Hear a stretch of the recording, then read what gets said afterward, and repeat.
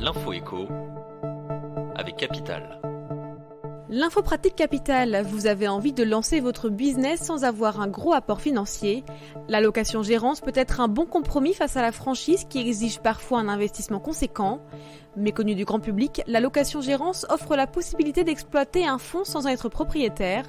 L'intérêt de la formule est de se limiter au paiement d'un loyer sans avoir un apport financier personnel important à apporter. Si ce système a ses avantages, il peut présenter certains défauts et quelques risques. Capital a interrogé un expert qui vous décrypte le fonctionnement de la location-gérance. Le chiffre du jour, 3 €, c'est la taxe que vous paierez bientôt sur votre billet d'avion pour un vol en classe éco à destination d'un pays hors Union européenne.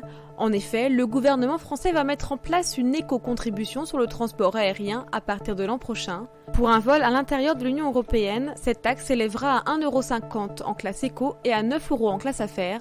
Elle ne concernera que les vols partant de France et ne s'appliquera pas aux vols en correspondance ni vers certains vols intérieurs. Cette mesure, décidée ce mardi, sera intégrée au projet de loi de finances 2020. Le coup de gueule du jour pourrait être poussé par les ménages aisés souhaitant entreprendre des travaux de rénovation énergétique.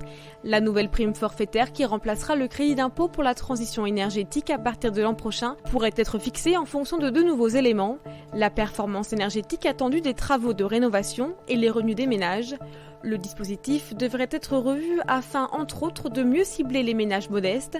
Pour les travaux réalisés en 2017, 50% des montants du crédit d'impôt sont allés aux 20% des ménages les plus riches, faisait ainsi valoir Matignon le mois dernier.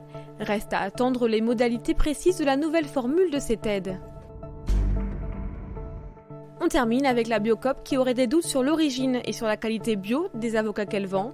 C'est en tout cas ce qu'affirme le Canard enchaîné dans son édition à paraître dans les kiosques mercredi 10 juillet. L'hebdomadaire satirique a eu accès à un document confidentiel qui met en avant ses doutes. Le groupe reconnaît avoir identifié un problème avec un grossiste concernant l'origine et la garantie de ses avocats. Il ne proviendrait pas d'Espagne mais d'Amérique du Sud.